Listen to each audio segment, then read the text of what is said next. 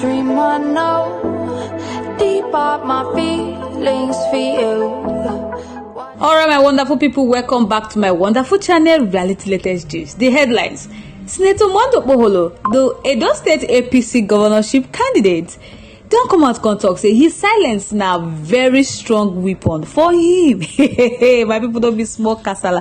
But before I go bring on the matter, I go like welcome una to my wonderful channel, Reality Latest Gist, as we dey give una back-to-back update information as it dey hot. So if today na your first time to join our wonderful channel, may you like, subscribe and share. But don't forget to turn on the notification bell to get notified whenever we drop our video. To all amazing subscribers, thank you so much for joining. Oh yeah, my people, make a yarn on the door. Senator Okpebholo talk say he know they talk and people they cry. He say why them they cry?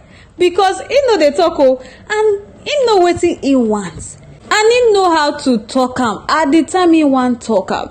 Say he be newsmaker and a community builder. He no be just politician. My people don't be small matter. Okpebholo say in silence na very strong weapon because people no go know wetin in the plan before they know. Say he don't do one thing, that very soon they go see wetin in they do. Now, so Senator Okpebholo, the All Progressive Congress APC governorship candidate for the upcoming election for Edo State, talk as he explained his strategy for inside exclusive interview with BBC. He said he under the watch of Chief Tony Anini, the biggest and strongest politician in Africa, and at that time he worked very closely with him and he studied in move in politics. Assistance now, he say no dey gbadu wetin people they talk about am. My people don't be small matter. The candidate be don draw criticism for failing to honor media invitation to talk about in goals and race to become the next governor of Edo State. But BBC don't get time to talk to them, and Okpebholo can't chook mouth for that criticism and also the reason in there for the race. The Senator Okpebholo no also hesitate to talk about him plan for the state if he win. He say he want become governor of Edo State because Edo never dey marginalized as in dey like this before. Say crisis plenty here and there, lack of infrastructure development, insecurity everywhere. Say the educational system dey very backward and lack of good roads. My people don't be small matter. He say if they enter GRA, say they no go no say problem dey. Say last time when you go GRA, he enter one big river in name after Wahàla and Obaseki because no difference dey there too. So he want come help develop Edo State. Say they here to do him best to change the narrative. So on the issue of insecurity will be one area where they worry for the state. The senator say he go tackle am both manually and with technology if he win. He say he go come in, he go strengthen the police and he go train the local vigilantes. So they go get a safe Edo State for all of them. Say he go deploy technology to see these guys wherever them they hide, to fish them out. Say criminals no get hiding place for Edo State. Senator Okpebholo also talk say he go touch the economy. Say he go provide enable environment for investors to come in. Say then go come. The more investor coming, then the economy go grow. Okpebholo say he go also reason to empower market women, artisan, so that they fit stand on their feet.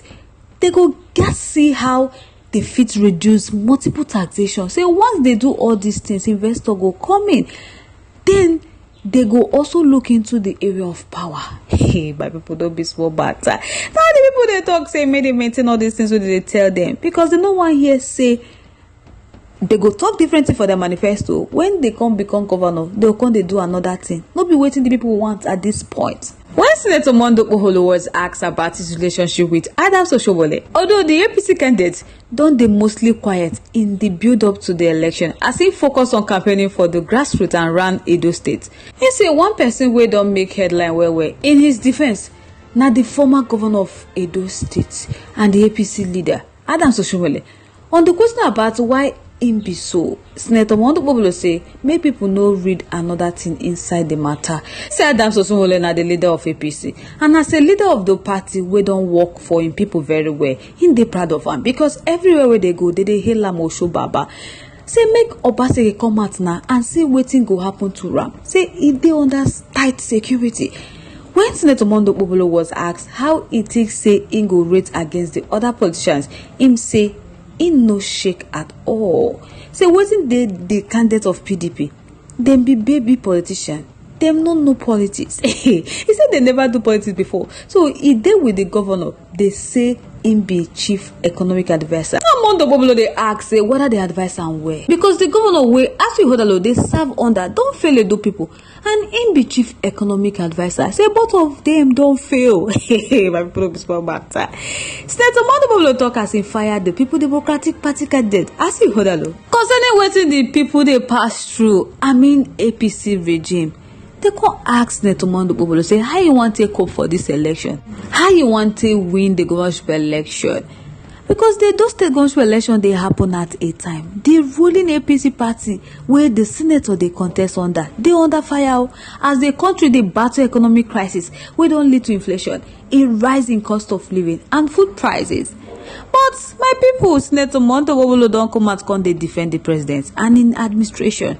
He say they try, but the damage they much, and if it take time to get more result. Hey, my people no be small matter. Senator Okpebholo also accused the gatekeepers for middle say them know they allow the federal government working to flow down and impact the people. The government for central they do im best to see say in reposition Nigeria.